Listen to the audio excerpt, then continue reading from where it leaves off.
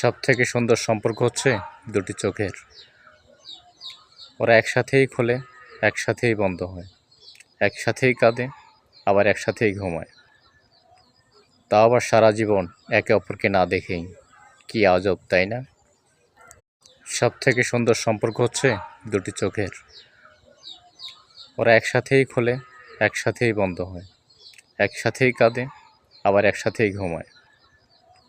তাও আবার সারা জীবন একে অপরকে না দেখেই। কি আজব, তাই না?